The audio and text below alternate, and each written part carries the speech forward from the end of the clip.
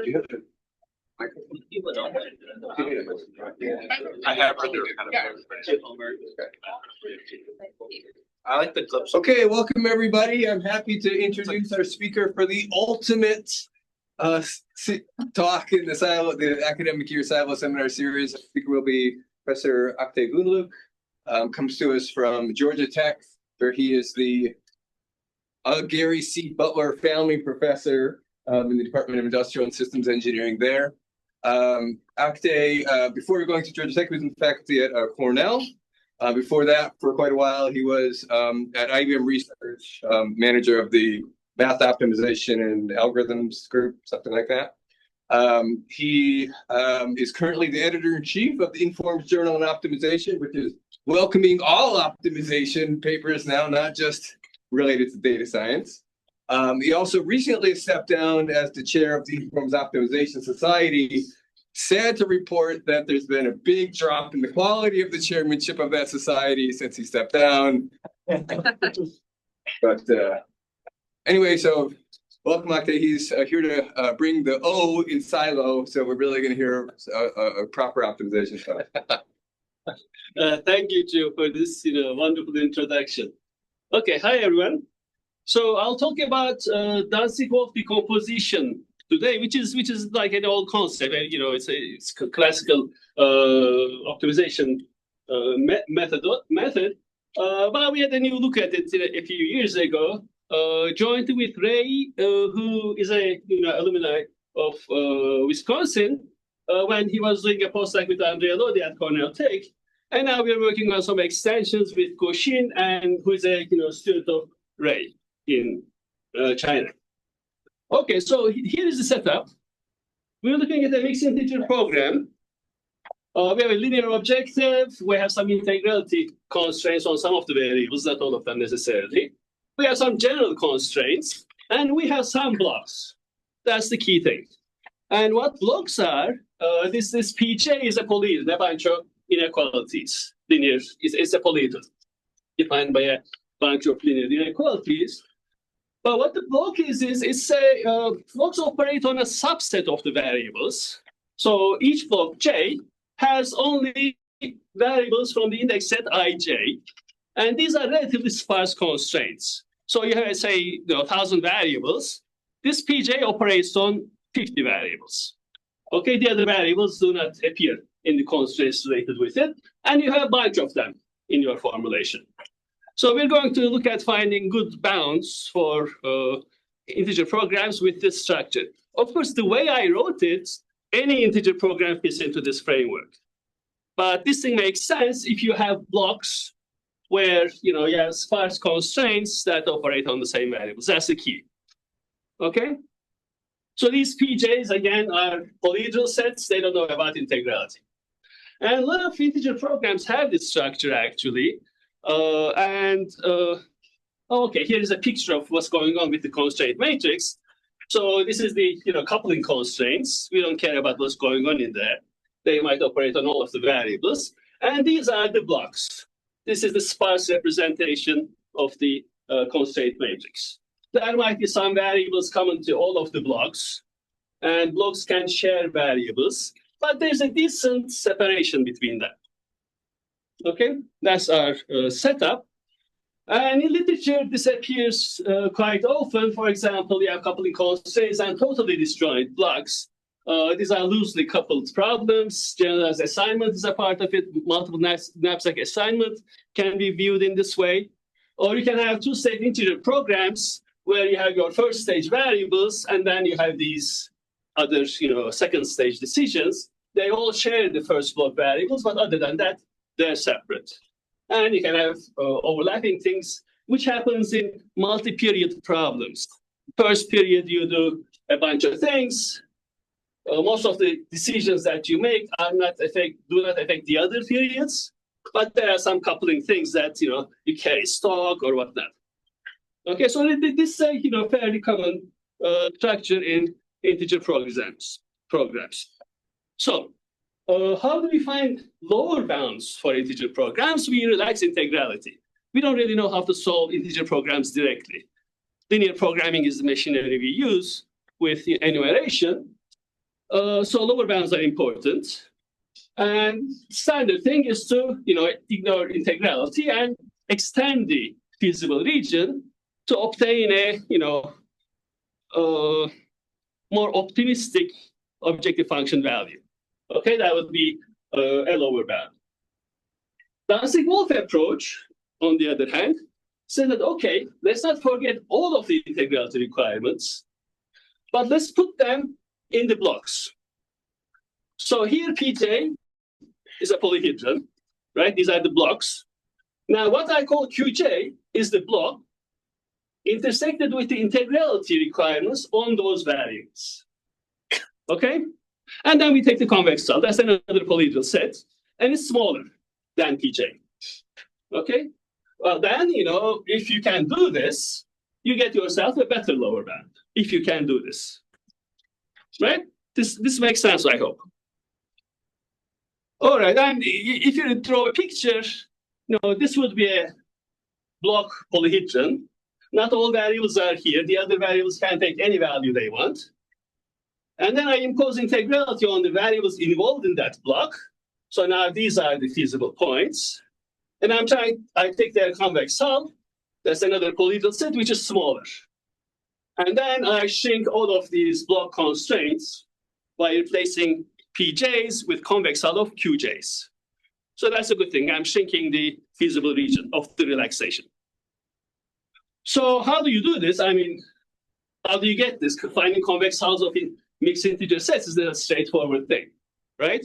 And especially we're not assuming any structure here on the blocks. Just any set of constraints would define a block. So getting this is not straightforward, obviously, the convex hull. I'm interested in this bluish greenish region. So to do that, we can use the alternate definition of a polyhedron. What's a polyhedron? It's the set of feasible points that can be expressed as a convex combination of the extreme points and a conic combination of the extreme rays, right? So my x's, the block variables, should be equal to some convex combination of the vertices, right? Plus a conic combination of the rays. So if I can write this, this would be another valid extended formulation for the Dantzig-Wolfe relaxation. But I mean, of course, we cannot enumerate all the extreme points, extreme rays, right? But this is correct. So we don't want to do this. We don't want to enumerate all of them. But in this extended formulation, and now our variables are lambdas and mu's. These are the weights you assign to the extreme points and extreme rays. Okay.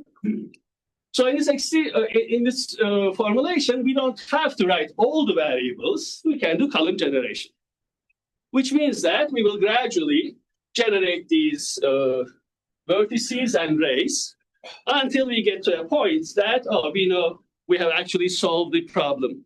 We don't need to add any more extreme points and extreme rays using column generation. This is good. Okay, this is now more doable. We're not talking about the convex hull of a mixed integer set. We're not talking about enumerating all extreme points. We're talking about using column generation to, in practice, obtain this Dantzig-Wolfe bound.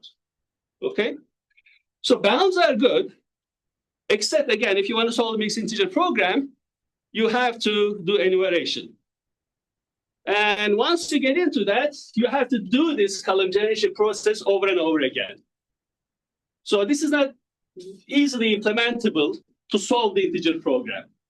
But first, we're focusing on finding lower bounds. So this is a doable, now we have a way to get this lower bound in practice. Can you just go back to the previous picture? Yeah, so in this picture here, the blue region, I see extreme points being integers. Mm-hmm.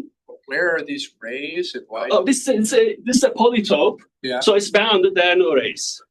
Okay. Same here. Yeah. I mean, these things share extreme rays, share all the rays. Gotcha. And it's easier to, present with bounded polyhedron. Okay. Yeah. Okay, so the column generation setup. Okay. We don't have all the extreme points or extreme rays. We have some of them. We solve this restricted LP, which gives us duals. And then we go solve a column generation problem, which says, is there a point I'm missing that has a negative reduced cost? And then you add this and iterate. And at one point, if you can prove that there's nothing you're missing, extreme rays or extreme points, with negative reduced cost, or that can improve the objective function, you have proved optimality. Okay, that's standard column generation. And in geometrically, what this is doing by generating points and rays, it is basically constructing an inner approximation of the feasible region. So this picture green is the convex hull of integer points in a block problem, right? So what is the full region? It's all extreme points and their convex hull. During this process, we're generating a bunch of extreme points, right? So we're saying that you can only lie inside this triangle. But if this is sufficient enough to solve the problem to optimality, we don't have to generate the remaining extreme points. But the emphasis here is what we are doing is a restriction of the feasible region. Okay? Something that lives inside the feasible region, but leaves out some of the points. At termination. Okay, so here's an example.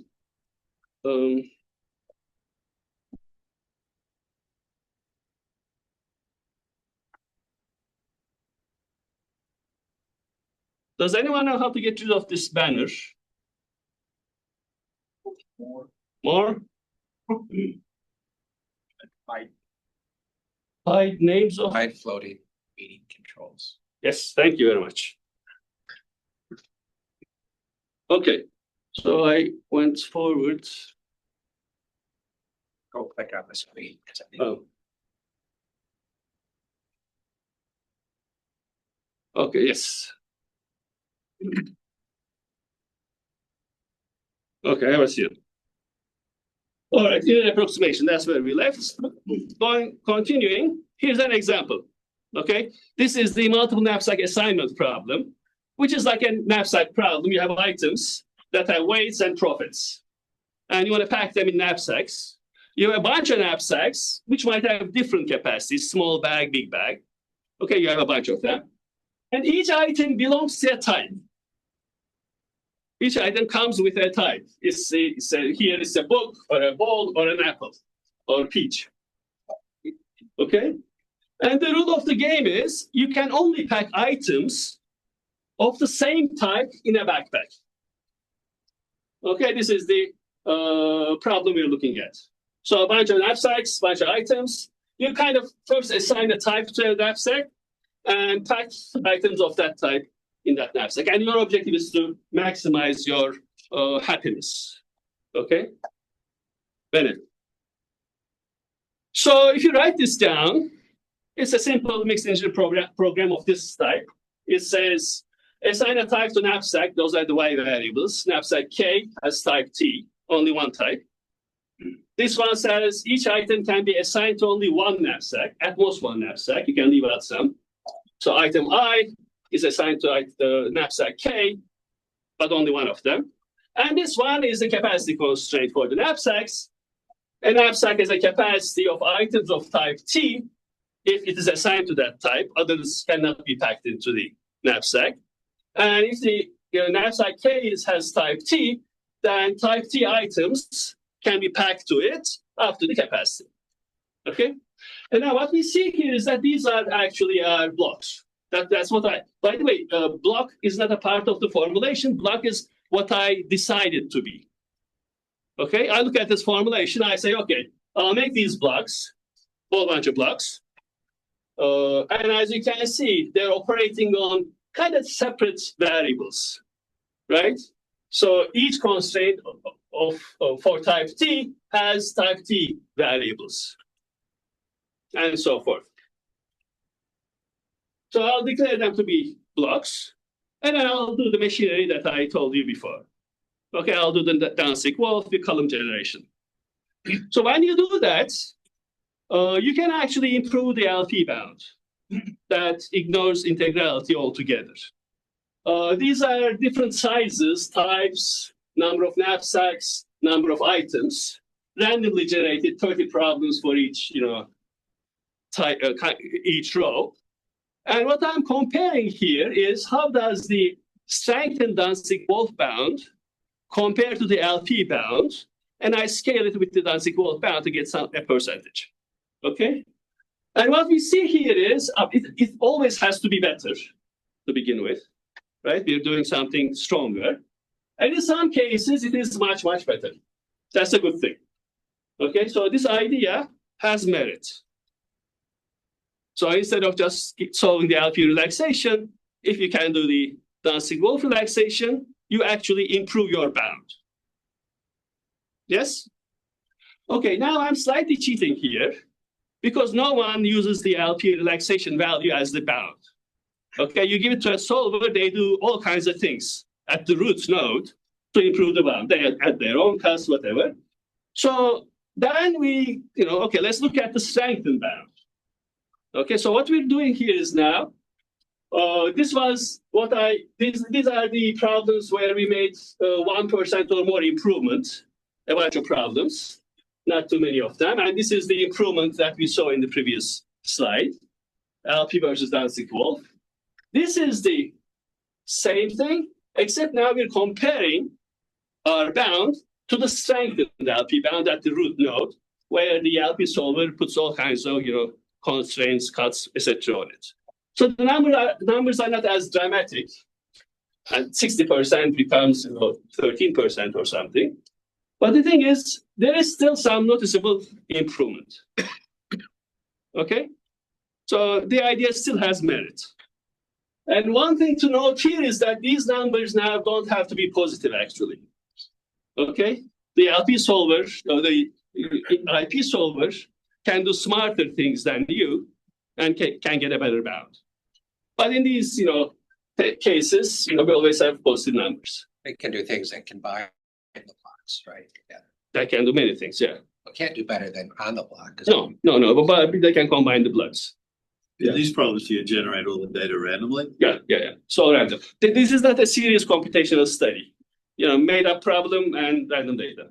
But I'm wondering if there's some kind of characteristic of the random distribution that sort of makes DW look better relative to LP. But DW has to be better than LP. Yeah. But I mean, the comparative.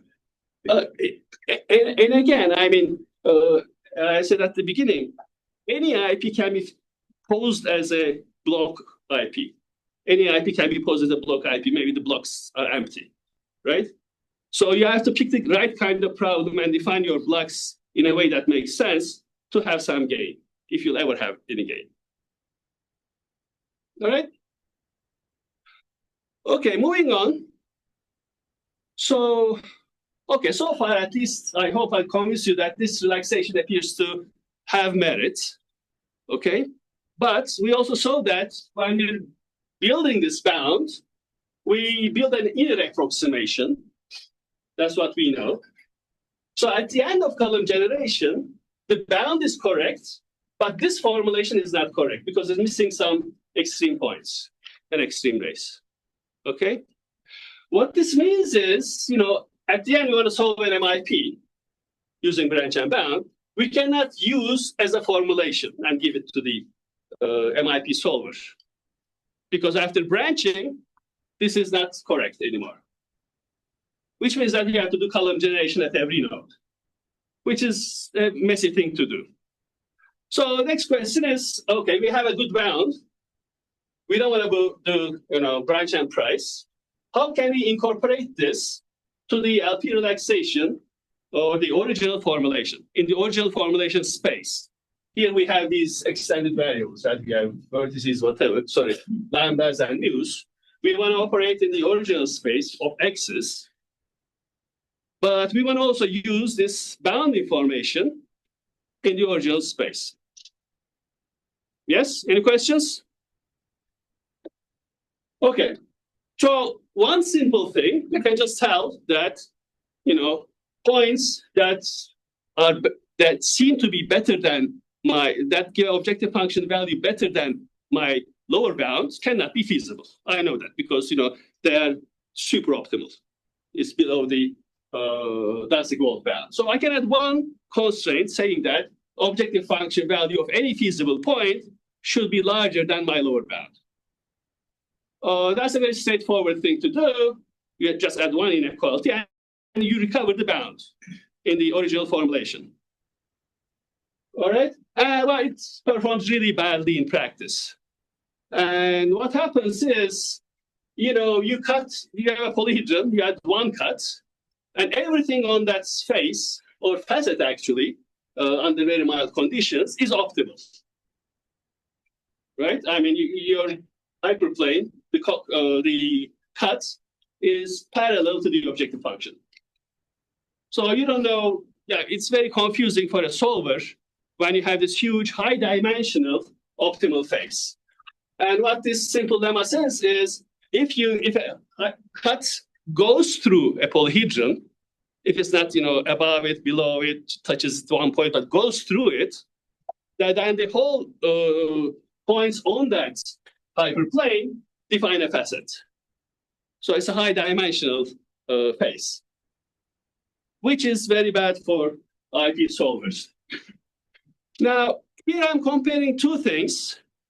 The solid lines are how the original formulation behaves when you give it to a solver. So the lower line is the lower bound, upper line is the upper bound. So this is the lower bound for the original formulation. This is the lower bound, this is the upper bound. Oh, sorry. Solid lines. Okay? And the dotted lines are with the objective cut, the simple cut. So what's happening here is you give the original formulation at the root node early on, it makes a lot of progress with the lower bound. And then it kind of plateaus before reaching the optimality. On the other hand, the upper bound, and this is the hocus pocus that solvers do. Okay, they accidentally, find feasible solutions, or they do heuristics. The upper bound very nicely improves and gets to the optimal. So it kind of finds the optimal solution if you give the original formulation. So finds the optimal solution, cannot prove optimality.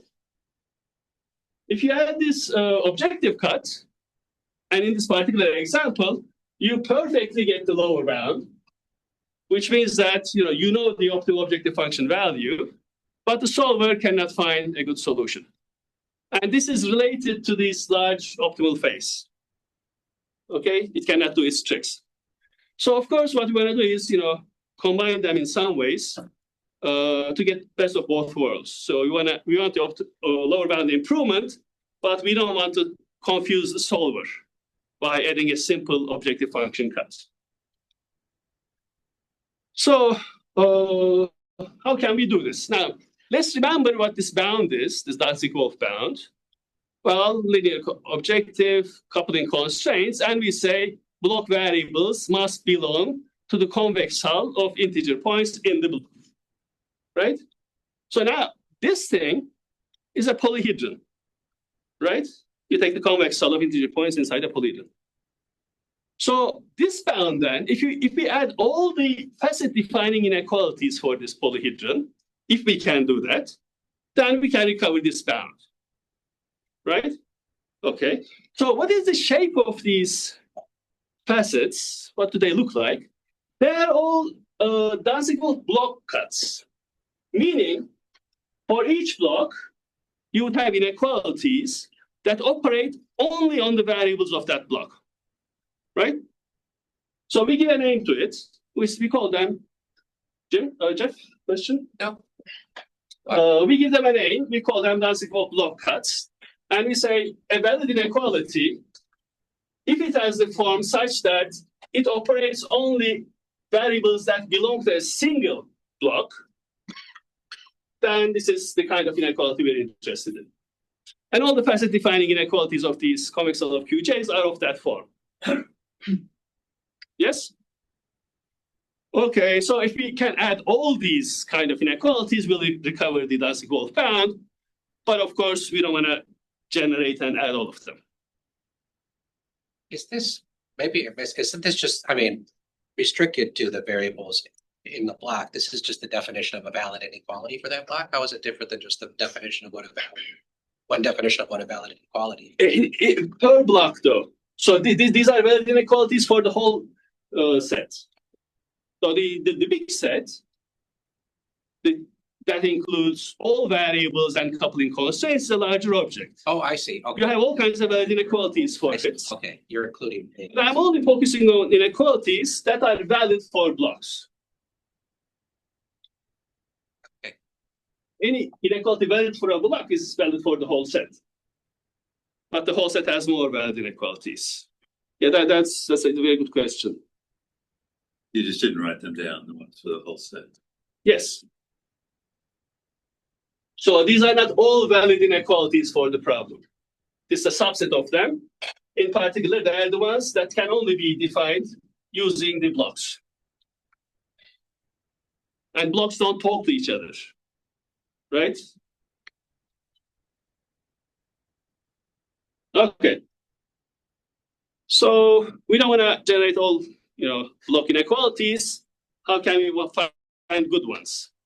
And what we've been doing so far actually tells us how to do it. So we did column generation to find the bound. During the process, we created an inner approximation. So far, so good. So every time we generate a point, we solve the pricing problem, where you get the duals from the restricted formulation that doesn't have all the extreme points. You plug in pi, you say, okay, give me a point in your block. This is an integer program, okay? Q is integer set. Best point, which means that the best point that would have the lowest reduced cost, okay? So we solve this, we get a point. But what else we do when we do this? We also generate a valid inequality. So you solve this problem. You say, okay, what is the best point, V, that minimizes pi transpose V? You get yourself a point, V star. What does that mean? There is no other point in Q, Qj, that beats that value, that beats that bound, that beats the objective function of the best point. This, in fact, is a valid inequality. You can say that no point in Qj can have objective function value when you use pi, the current duals as the objective function, as the coefficients, cannot have a value better than the best point. That's what it's saying, right? I go to this, integer set, I give it an objective function, it returns me a point. I know that there's no other point that's better than the point it gave. This is all this is saying. Yes? But then what we are doing is, during the column generation process, we're also building an outer approximation. Column generation is generating these points, giving you a set inside your feasible set. But it is by using the duals at every step, we generate valid inequalities for free. And what these valid inequalities do is they give you an outer approximation. Every point you generate gives you a valid inequality. And it is tied at the point. Okay, so when you do the column generation thing, you're also generating these cuts, and you're also building implicitly an outer approximation that contains your set, a relaxation. So you're doing two things actually, if you write it right. You find a restriction, you also construct a relaxation for each block. Yes? Okay. So we know now that doing column generation gives us an outer approximation, a relaxation of the original problem. And when the column generation process terminates, we have a proof that there are no missing points with negative reduced cost, right? Points being these V's and raise R's. So there's a whole bunch of them. We picked some of them. But since the column generation terminates, and it terminates when it proves optimality, you know that there's nothing missing that would improve your objective function value. Okay? And this thing is a large linear program. It has its duals. So at termination, if we look at what is going on with the duals and the objective function, now we know that the bound we obtain is same as the dual bound. If you write the dual of this LP and look at its objective function value, it is precisely this, right? You know, betas are associated with B's, thetas are associated with the lambdas there. Sorry, that doesn't count. Pi's are associated with the variables on the top. So, okay, let me rewind this, okay? Dual objective, this doesn't have a right-hand side coefficient, so it's basically these two. Betas with B, and then you sum the theta j's, the convexity constraints. That's the dual objective part. So we know that this is true. And we know that we terminated. So the duals for the convexity constraints and the reduced cost will be this minus that are precisely equal to each other. So this is the objective pricing problem optimal value. It will be equal to the dual variable associated with that constraint at termination. And finally, if you look at the cost coefficients, and I didn't highlight it earlier, but as you can see, I don't have non-negative for x's here. I put them into this, okay? And with that setup, since there is no bounds on C's, the reduced cost of x variables have to be 0 at termination, right? So this is basically saying that.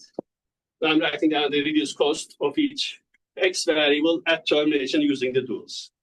So we observe relatively simple facts about LP duality at termination. Okay, once you do that, you can prove the following. So this Dantzig-Wolfe bound can be obtained by adding the last iteration cuts to the coupling variables.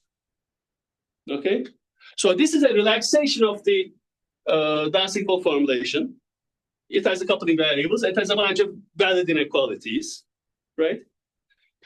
This set of constraints for the objective function actually recovers your Dantzig-Wolfe bound, which means that this set, that's the feasible set here, this is the last iteration cut polyhedron, I call it, is smaller than the objective cut polyhedron.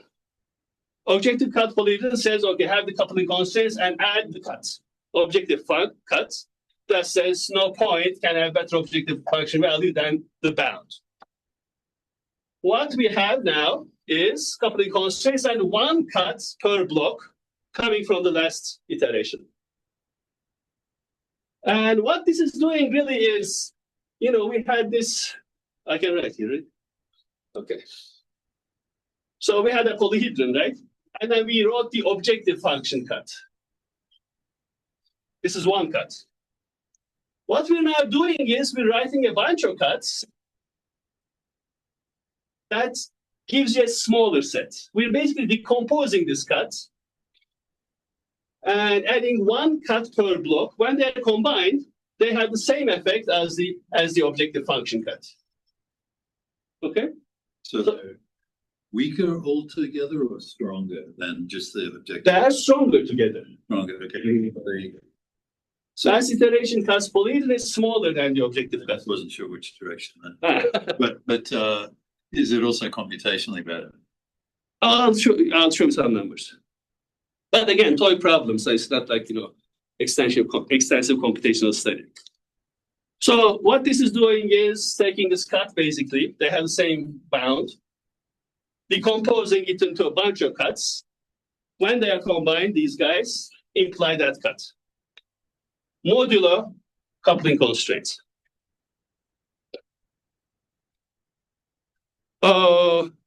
And I have the proof, but given the time, I will not go over it. Basically, using these three basic observations from LP duality, you can really prove that for any feasible solution X to this formulation. By the way, notice this formulation does not have any constraints about the blocks. Only one constraint per block. We had the PJs, right? Which had its own constraints. It was a polyhedron. None of that. We just have one inequality. So we summarized all the information about the block by one inequality to get the bound. And we can prove that any point here cannot have objective function value larger than the bound. Okay, so what do we have? We know that this, that, and the objective function gives you the Dantzig-Wolfe bound. But that doesn't give you a correct formulation because we forget about the PJs. We put them back. We put integrality back. Now we have a new MINLP. Okay? And this is a correct formulation because we just have the original constraints plus valid inequalities, one for each block. And when you relax this, forget about integrality, you recover the Dantzig-Wolfe bound. Okay, so we're now operating in the original space. We have the strength of Dantzig-Wolfe bound. And here are some numbers. So what we have here is the MIP columns are the original formulation. Obj columns are when you have the objective function cut, one cut. This is Dantzig-Wolfe cut, block cuts, a bunch of them. And what we see here is a selection of problem instances, 30 instances, 10-minute time limit, and averages.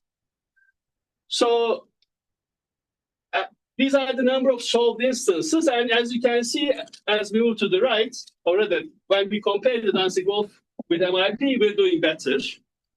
But possibly more interesting thing is the objective cut is not always helping. Most of the time it's hurting. What this means is, even if you have a valid inequality, if it's a bad one, it would hurt the solution process. And the single objective function cut, a summary way of transferring the bound information to the MIP, is a bad idea. But if we do what we do, you actually end up solving more problems. Out of 30, we more or less, up to this point, we solve all of them. Here, almost all of them. Here, we fail. Okay? And also, one other thing to notice here is that there are cases, obviously, when the original formulation is better than the one we're building. That is, not adding any cuts sometimes might help. You give all these formulations, you let Gurobi do whatever it wants to also on top of these. Yes, we just build we just add the cuts and give to Gurobi. Original formulation or our formulation. It seems like when the number of knapsacks hits 30, everything sort of breaks down. The problem is just much harder as a function of number. I assume. I didn't really analyze how problems get harder, but there's a progression, Computationally, we observe that problems are getting harder this way. So now we can do more things. I told you that we terminate column generation, we produce a cut. Well, we have a lot of tools to strengthen cuts, valid inequalities. So we can apply these techniques to each one of these last iteration cuts. One is disjunctive strengthening, which is like a split cut, basically, but I will not get into that. Another one is a more complicated process where you decompose a cut into multiple cuts. And these are the last iteration cuts, block cuts. You can even decompose them further. It requires more work, but it gives you stronger inequalities. Next two slides I will skip. There are details of how you do that. But once you do it, now I don't have the original formulation anymore. I have the block cuts, first type of strengthening, second type of strengthening, more heavy duty.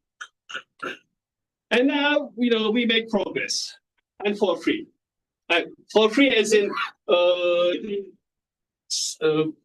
disjunctive strengthening is practically for free. It doesn't take any time. The other one, it requires solving a bunch of IPs. So it is more expensive. But what we see is the more effort you spend, you actually, not this one, the more effort you spend, you actually solve more problems. Here we had 0 before, now we have something. Okay? And the strengthening part is basically anyone should do. Once you get a valid inequality, you can always strengthen it to get an even better inequality. And still the last, type of problem seem to be hard. Now, in terms of, this is a table about branch and cut nodes. And what we should notice is, this is the objective cut. This is the original formulation. And objective cut really hurts the original formulation. In terms of branch and bound nodes, you have to enumerate to get to optimality. Our Dantzig-Wolfe block cuts do help most of the time. This one is an exception, I think. When you do strengthening, you even have to enumerate fewer nodes. And when you do this heavy-duty strengthening, things improve even more. So the harder you work, the better your formulation becomes. Okay, but this is basically what we are selling. On top of that, this is for free. This is what we focus on. So we generate these cuts for each block, and then do a simple strengthening and give the resulting formulation to a solver. Oh, there's one more. Every talk these days have to have a slide on machine learning. So this is my slide on it. So we didn't stop there. We said, okay, there are cases when the original formulation performs better than our formulation. Can we distinguish between these problems so that we decide on which one to use?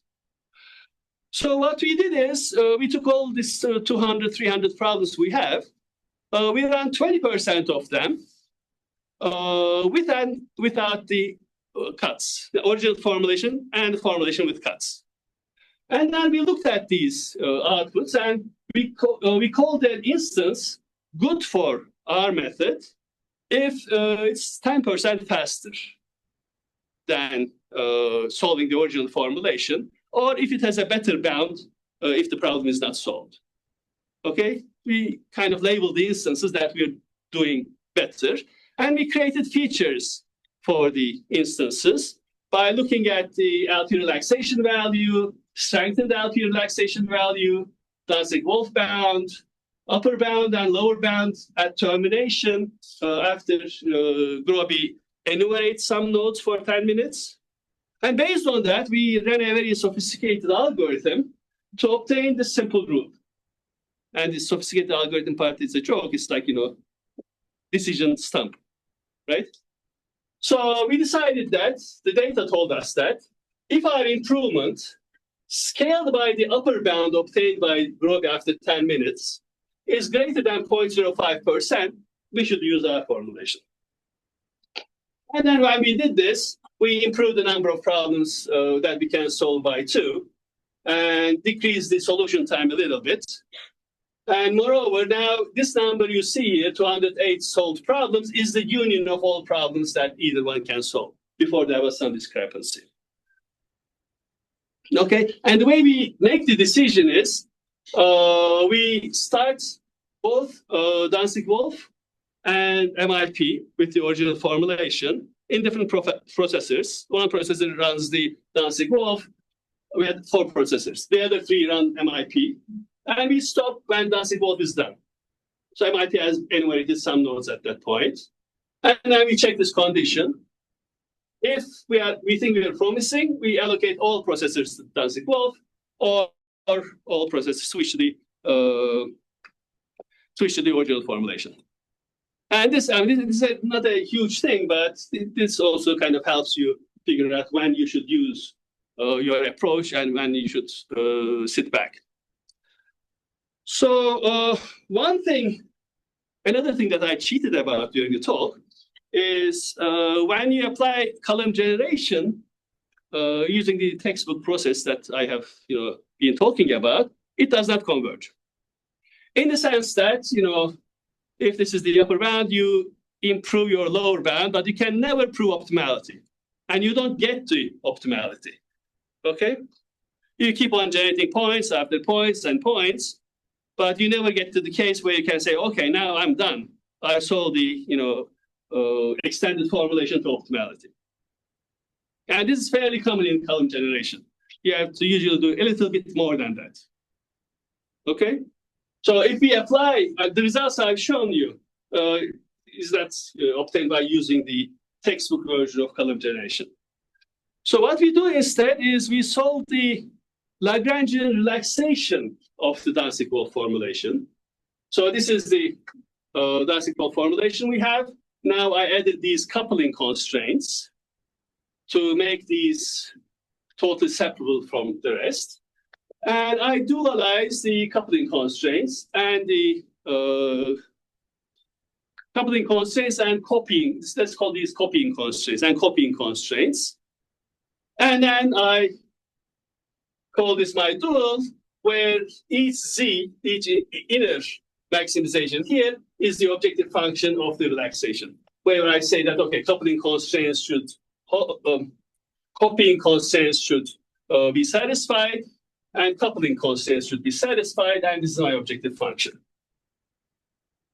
So when I do this dualization, this problem also decomposes by block, and this is what we used to solve the pricing problem and to obtain the Dantzig-Wolfe bound. And so what we can show is, if you use the Lagrangian relaxation, you can obtain the same kind of bound or same kind of theoretical guarantee as you do with classical column generation. So these would be the cuts obtained from pi's and pi's from the Lagrangian relaxation as opposed to the original column generation process. And we can show that at termination, or whenever you terminate, you obtain the same bound.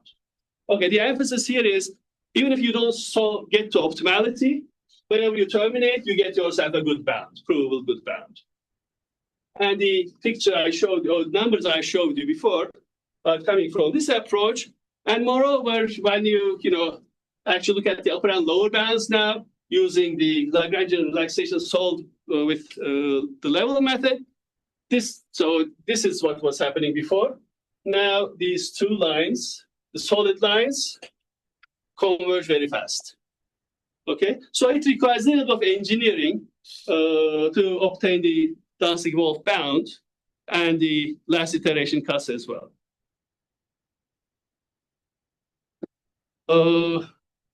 Okay, I have some extensions, some recent developments. Let me quickly go over them without detail. One thing we did with Ray and Kushin is, okay, this is what I've been talking about so far, right? So what happens, you at a quadratic objective, convex quadratic objective, everything goes through, whatever I said before, holds. You can do, your Dantzig relaxation bound, and then the last iteration cuts coming from these blocks, again, give you the Dantzig-Wolfe bound. So that's a simple extension. And again, the same problem, but now we have some quadratic terms. This is the multiple knapsack problem. And, you again get good numbers, except vanilla CG, this blue line, does not close the gap. Whereas if you do something smarter using the proximal bundle method to solve the Lagrangian relaxation, you actually close the gap in very few iterations in these simple problems. Okay? So the emphasis here is quadratic objective, same thing, except you really have to, you shouldn't be using vanilla column generation or textbook version. You have to do something smarter than that. And we have some extensions to convex MINLPs, but I think it's time to stop.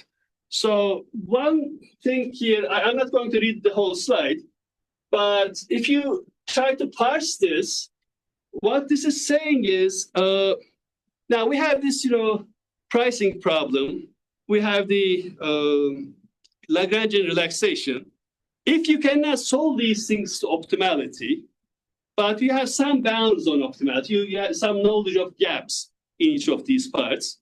And if you stop, if you give up without solving everything to optimality, you can translate the optimality gaps of these pieces of the problem to the optimality gap of the original problem, which means that at termination, you'll have some sense of how far away you are from the Dantzig-Wolfe bound.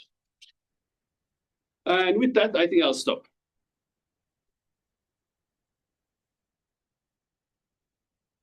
I think we have time for questions. Thank you for the wonderful. I have two questions. So earlier in the slides, I think it was like slide 13 or something. So it was a plot with the Dantzig-Wolfe upper bound and lower bound compared to lower bound, upper bound. Yes. Yeah. So you briefly explain about the dotted line again. So the red ones are the upper bounds. That's the value of feasible solutions found by the solver. So it's not related with the objective covers. It's just the exact. So you're doing branch and bound, Right.